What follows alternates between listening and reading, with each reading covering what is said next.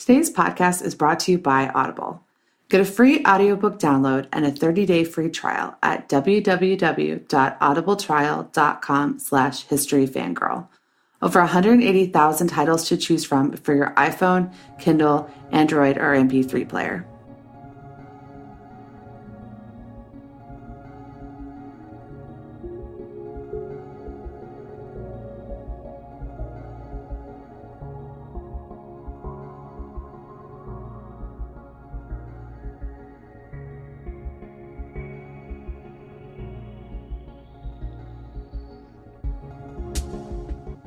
Hi, I'm Stephanie Craig. Welcome to the History Fangirl podcast. This is episode 16, The Painted Churches of Moldavia. Traveling around the Balkans and Eastern Europe, I've fallen in love with Orthodox monasteries and churches. Whether hundreds of years old or brand new, these buildings symbolize the style, artwork, and religious reverence of the people. On my recent trip to Romania, I got to visit two of the Painted Churches of Moldavia, a UNESCO World Heritage Site of 8 medieval Orthodox monasteries. Each one is precious in its own way.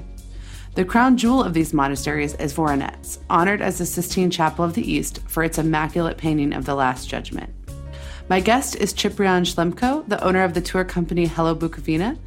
Chip was my tour guide through Bucovina, and I'm honored that he agreed to come on and share his love and knowledge of these monasteries with you all. So on to the interview. So my guest today is Ciprian Slemko. He is the owner of Hello Bucovina. Hi, Chip. Hello, nice to meet you. So we are going to talk about the Painted Churches of Moldavia, the UNESCO World Heritage Site. In English is called the Churches of Moldavia. And I did an episode about Rila Monastery. It was the second episode that we did, which is in Bulgaria. And these Romanian monasteries and Bulgarian monasteries, Greek monasteries, they can look alike if you're a foreigner, but when you get up close, they definitely have their own style and history. So I'm excited to talk about these monasteries in Bucovina. So thank you so much for coming on. Before I had been to Romania, I'd heard of Transylvania. Everybody has heard of Transylvania. And I'd heard of Wallachia, but probably more in like a historic context.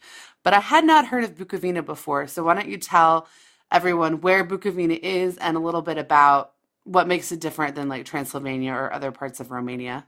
Well, till you get to Bucovina, you should get the answer to your first question. Or you should think to the Moldavian painted monasteries, where the name of Moldova comes from, what it's about the region of Moldova. Because when you talk about the northern part of Romania, where they are located, you need to speak about two different areas. One is Moldova, which has been created in 1388, so quite a long time ago. Moldova, it will be the entire region, which will cover even the eastern part and a little bit of the northeastern part of Romania today. And Bucovina will show up a little bit later, and that will be in 1775, when the area will be occupied by the Austro-Hungarian Empire. So we are talking about a very old land called Moldova. And I like to call that Moldova, it's the land of the painted monasteries as well, because most of the painted monasteries will be founded during the period of the Moldovan territory. So when you talk about Bucovina, you need to think to the Austro-Hungarian Empire, and to understand that it was one of the biggest change which this area, the northern part of Romania, as I was telling you, received it in a way, in a negative way, because nobody likes to be occupied by a foreign army or things like this, but in a positive way, because the people has absorbed a lot of the Austrian culture as well.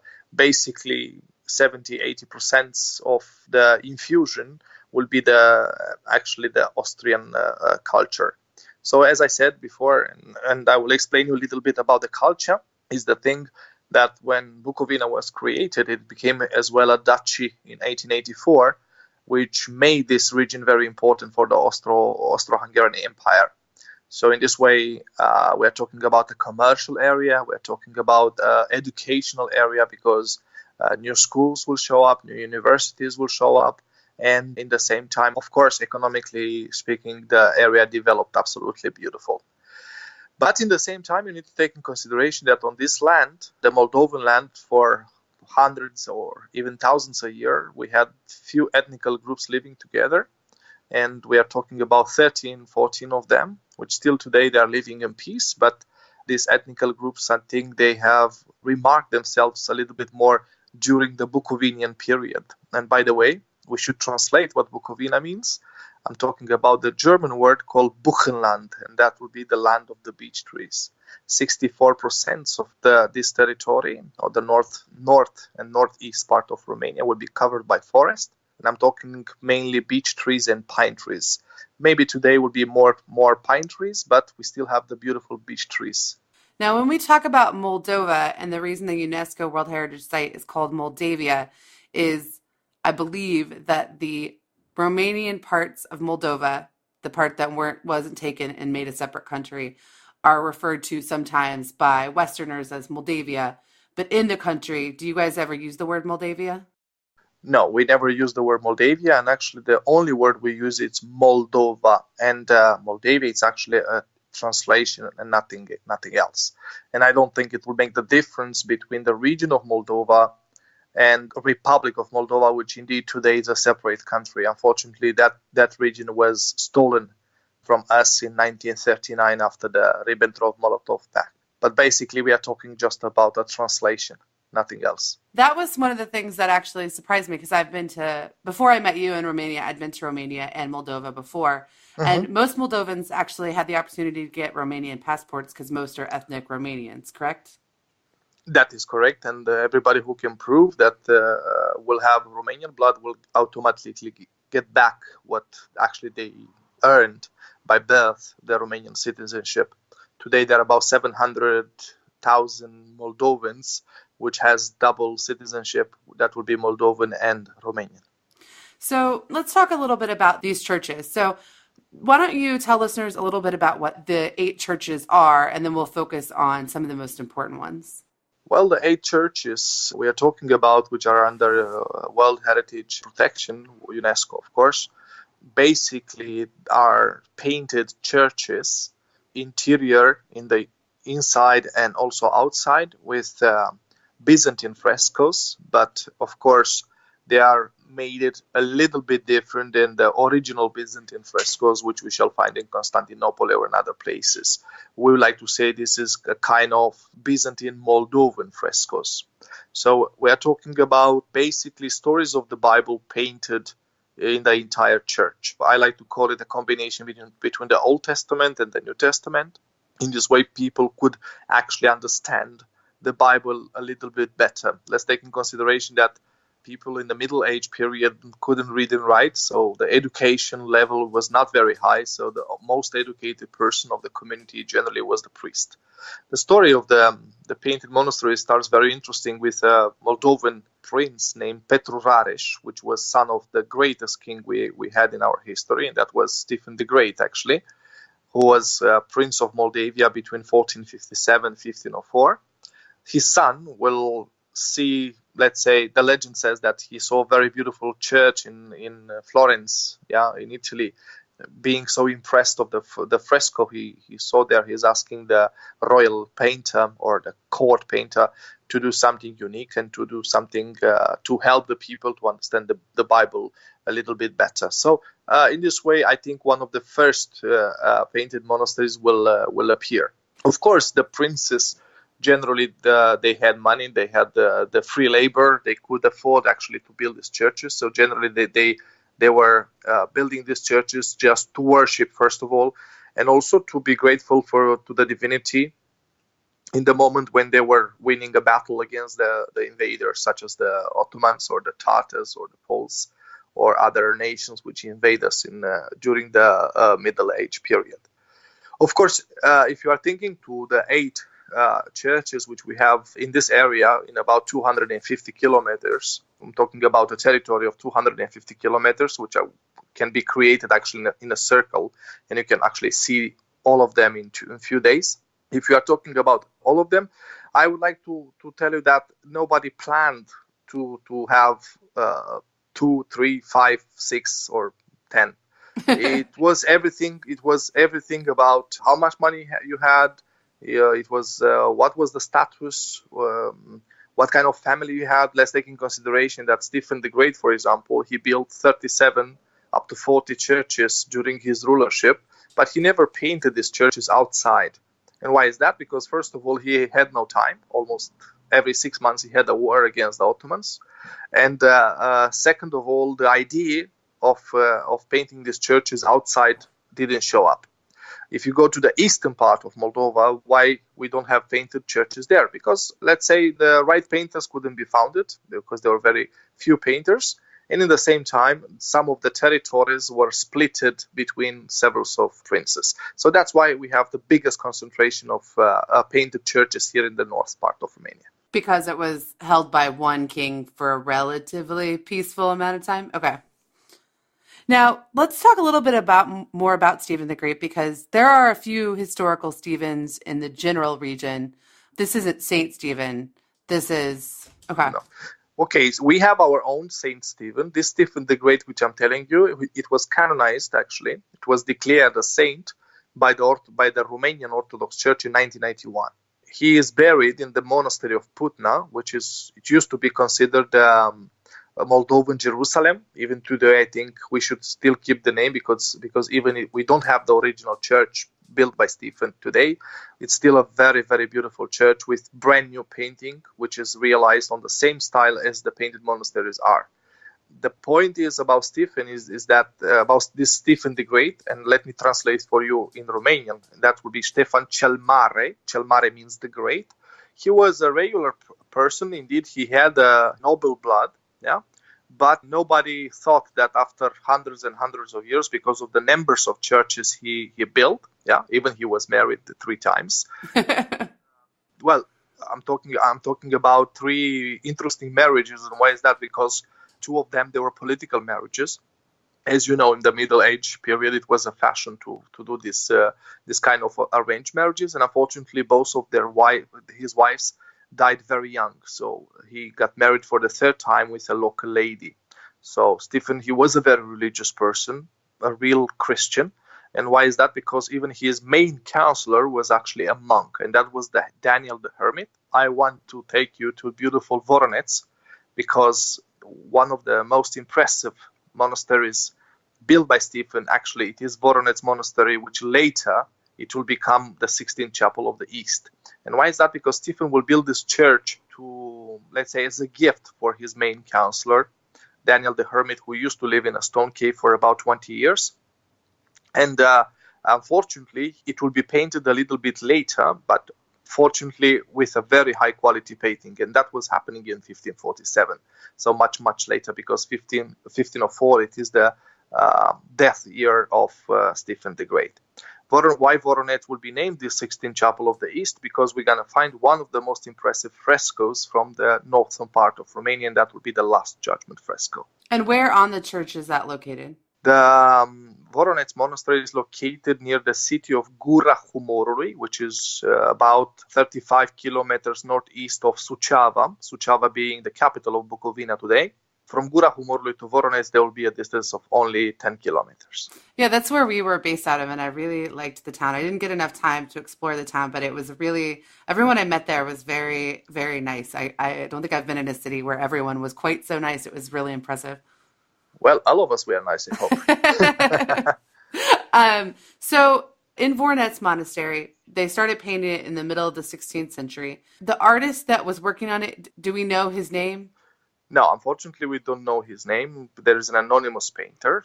Maybe there are suppositions about a metropolitan of the area, which was a painter as well, but it was never proved that he is the real painter. Oh, okay. And where in the church is the Last Judgment located? Is it in the... The Last Judgment, it is located outside on the exterior. Oh, on the back?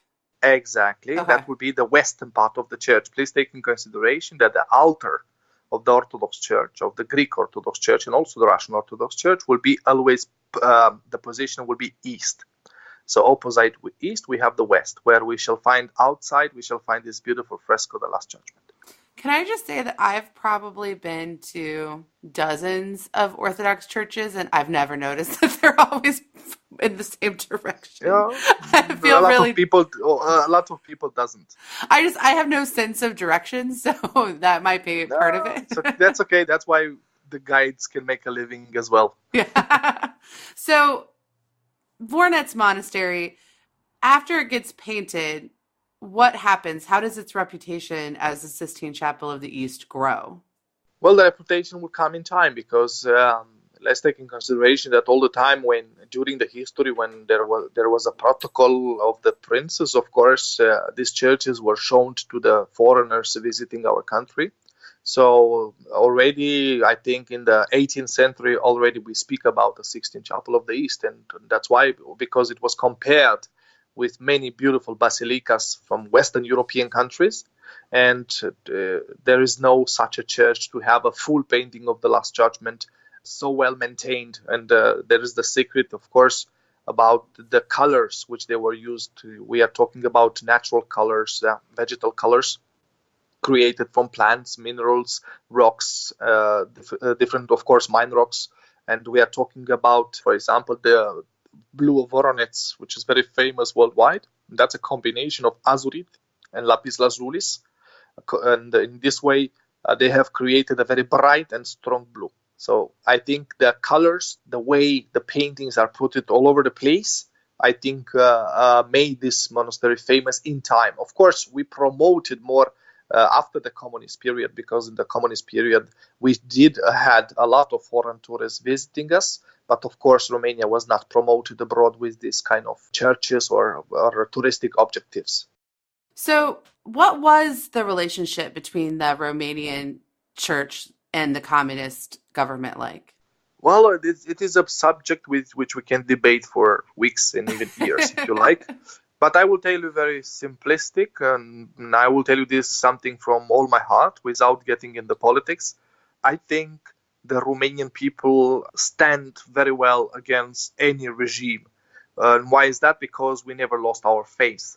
So even we had the communist period, which was the hardest period of our country, the church was not banned. The church resisted very well, and people still got to church, of course, in a limited number, because everybody was afraid to go to the church because of the Communist Party. But I think we had our own way to fight against the communist system. I don't like the political conversations and things like this, and maybe that's why I'm gonna give you a heart, if you want, a heart or a soul answer.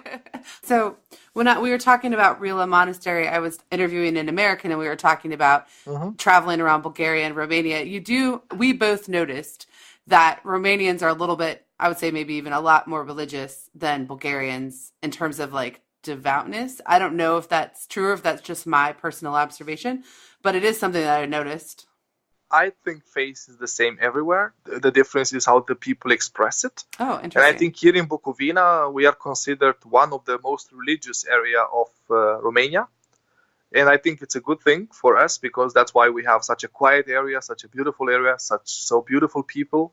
Because I think our main occupation is something else than going to the disco or going to the bar or something like that. People are enjoying to go to the church, and people are really feeling the faith. And they like to show that, they like to express that. And in this way, I think they have their own way to send a message. So getting back to the churches, so we've talked a little bit about Voronet. There are 8 churches in the Serial UNESCO World Heritage Site. Yeah. Let's talk about some of the other ones. You showed me 2 of them. But like you said, they're spread out over such a large area. You need a couple days if you want to see all of them.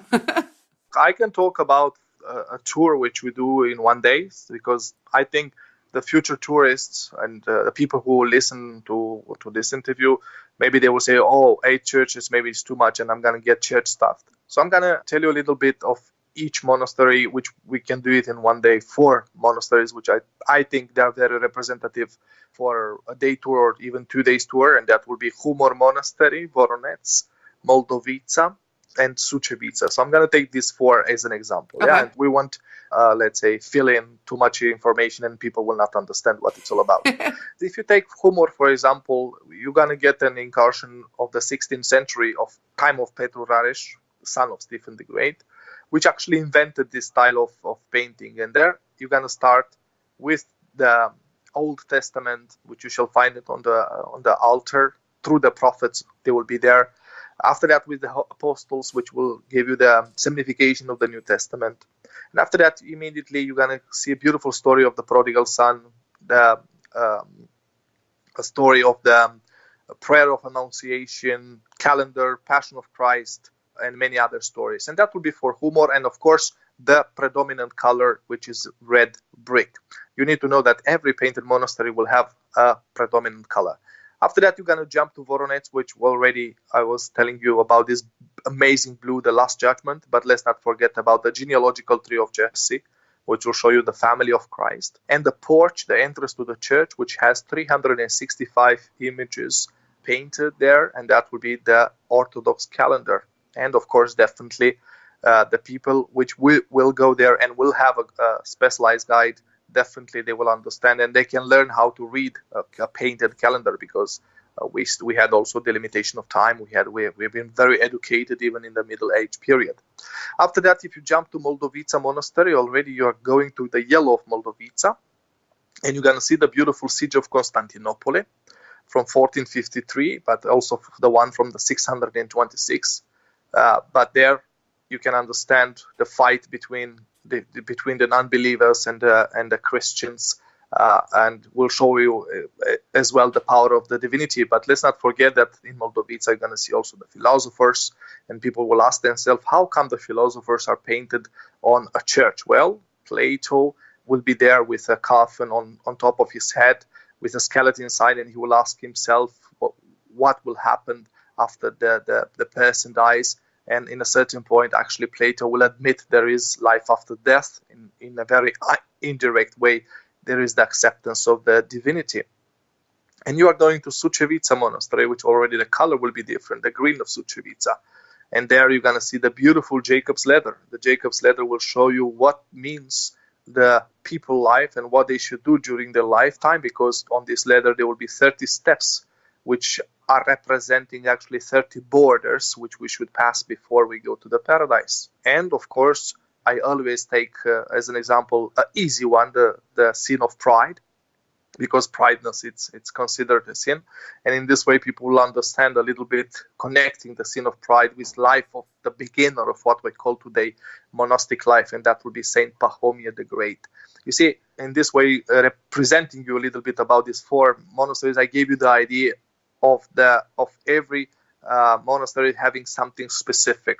But of course, there are a lot of informations. As a tour guide, I'm avoiding to go on the dogmatic part of the story, but people who are interested, they can discover actually also the dogmatic part of the story. But if you just want to know the story about these places, there are so many paintings which can be described. And let's not forget about the inside on the nave part, because every Orthodox church will have three main parts: altar, nave, and pronave. And you got to go to the nave, and you will see, for example, the Passion of Christ. And over there, you need to look carefully to every painting, and you will see the story with your own eyes. You imagine a little bit, maybe you are there, and you will understand what actually happened. I think that, especially growing up not in a Orthodox church, so I grew up a Catholic in America, but I have cousins who grew up Eastern Orthodox. But just growing up Catholic, going into, I think the first time I walked into an Orthodox church, I was overwhelmed. And now that I've been in so many, my eyes kind of start like taking them in pieces. But if somebody is listening to this and they've never been in an Orthodox church before, I just highly encourage you go, because it is just it will overwhelm your senses. It's so beautiful. Yeah. There are some that are more stark and some that are more decorated, but every one of them that I've ever been in has just been gorgeous. Well, you know what I tell to people, you don't have to be Orthodox or Catholic or Muslim or any religion to go inside of a beautiful place and to absorb it. So the Orthodox Church, it is a spectacular place, and I'm talking specifically about the painted monasteries, where even anybody can just come inside and absorb what is on the walls. So I invite anybody to come and to have a look, and even they never read the Bible, hearing the story, they will understand very easy. Now, these monasteries are still active. Totally. They have nuns. Were they always nuns? Because I know some Orthodox monasteries have changed. No. Hundreds and hundreds of years ago, the nunneries, they were quite limited. Most of the inhabitants of monasteries, they were men. But today, let's say the percentage, it's maybe 50-50, maybe. I don't know exactly. I cannot give you a statistic. But these monasteries, they were not always nunneries. Before, many of them, they were monasteries for men. And you may not know this just because this isn't your area of expertise, but what is it like for the nuns who work at these monasteries and live there? Well, always in my tours, I like to say that the monastic life, which I'm not strange about it, it's quite hard actually. It's a very, very strict life. The monastic life starts at 4 o'clock in the morning and ends up at midnight. The nuns are praying in the morning. After that, they go to work. They will have something to eat, but of course, fasting food mainly, no meat at all, no cheese. So basically, there are monasteries which are very strict with the food, so they will fast most of the time. And in the afternoon, they will be in the Vespers, in the afternoon service. And after that, in the night, they will do some more prayers individually. And after that, they will go to sleep. So it's not a very easy life. What kind of decisions do people make when they decide if they want to join? Because I did see a lot of young women, which... Well, it's individual decision. There are even children which they are ready to go inside of the monasteries. They will be supported by their families to do that. Because becoming a nun or a monk, it's a virtue, definitely. If someone were to come to Bucovina and they were to go to these churches, what are some other things you would recommend them do while they're in the region? I'm sure there's a lot. Well, there are so many things to do. In Bucovina, you can do a lot of things. First of all, don't forget that we're in a mountain area. We have the Rares mountains. Will be to an altitude of 14-20 meters, and it's a very beautiful place to hike, for example, using the ATV or motorcycles, bicycle. You can do horse riding in Bucovina. You can do rafting because we have the beautiful Bistrița River and Moldova River. You can, for example, you can go to a pottery workshop where you can learn how to do pottery. We have the Marginea black pottery, a workshop where there's a very nice family and they are which are still learning, young children, to play a little bit with the clay. We have Suceava city where you can visit the beautiful fortress of Suceava because Suceava was capital of Moldova for about 200 years. We have the Bucovinian Village Museum where you can see the old traditional houses from this area. You can go with the steam train in Moldovica. We did the steam train and it was so fun. Exactly. It was so fun. Exactly. It's fabulous. You can ski. You can. We have plenty of hotels with spa, and you can do a lot of things here in Bucovina. I just mentioned the most important one, but you can do a lot of things. So, if someone were to come to Bucovina and they wanted to reach out to you, how would they find you? Well, it's very easy. www.hellobucovina.com. On Facebook, I'm on Facebook, Ciprian Slemko. It's very easy. They can follow my tours over there because I provide a lot of tours in Bucovina, but not only. We are specialized also in the northern part of Bucovina, and that would be Ukraine, and of course the Republic of Moldova and many other destinations like Belarus, the Baltics, former Yugoslavia. So we do a lot of things through our small Oh, wow. company. That's amazing. How did you, and this is something I normally ask at the beginning, and because I hung out with you for a few days, I forgot to ask it on the show. How did you get started as a tour guide and what made this your passion? That's a very funny way of starting my job. I started my job accidentally.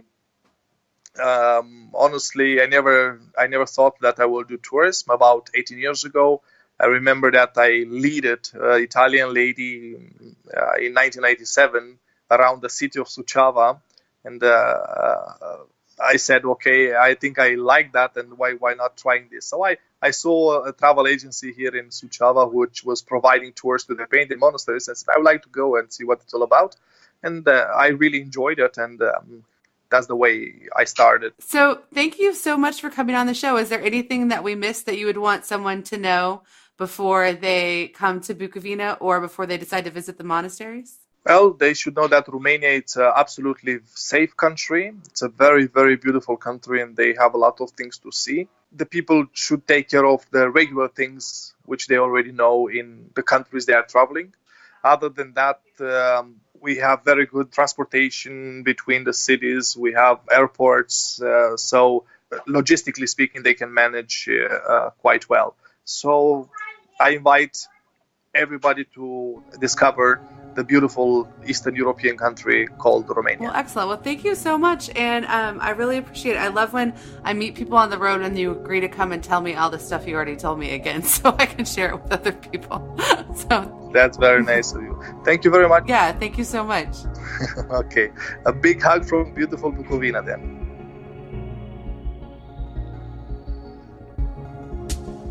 I want to say thank you again to Chip for coming on the show. Bucovina is a lovely region of Romania, one that I never heard of before I got there, and it deserves much more attention from outsiders. If you want to see pictures or videos from my time there, check out my Facebook page or my Instagram account, which are both at History Fangirl. I did a ton of show updates last week, so I'll keep these brief. The first thing is I launched a Patreon account. Patreon is a way for listeners to support podcasters, artists, videographers, and we already have our first patron. So I want to give a shout out to Jason for being the first person to support the show. And the level that Jason signed up on, he'll get a postcard for my travels every month, and your first postcard will be on its way by the time this episode comes out. I promise. The link to the Patreon account is at the bottom of the show notes if you're interested in supporting the show. The Patreon account kind of explains what the money is going towards at which level. And the first level is I would like to get the costs of producing the show covered because a traveler blogger lifestyle isn't exactly lavish. A lot of the way that I get to do really cool things is by working with tourism boards and stuff, but that doesn't mean I have a lot of extra cash to produce the show. And it does cost money because I'm not technical and I have to have someone do it for me. The link's at the bottom of the show notes. You can go in and check it out. And if you're interested in supporting the show, there's lots of different levels and it tells you kind of what thank you gift comes with each level. If you're an iTunes listener, it would be really lovely if you could rate and review the show. We haven't gotten a new review in a couple of weeks. It would be wonderful if we could get 10 more anywhere in the world between now and the end of the year. I know that every one of the great reviews you guys have left has helped new people find the show every week. So I want to say thank you if you have. And if you haven't, I want 10 more by the end of the year. So if you could please go on and review and rate, that would be amazing. And everyone, thank you so much for listening.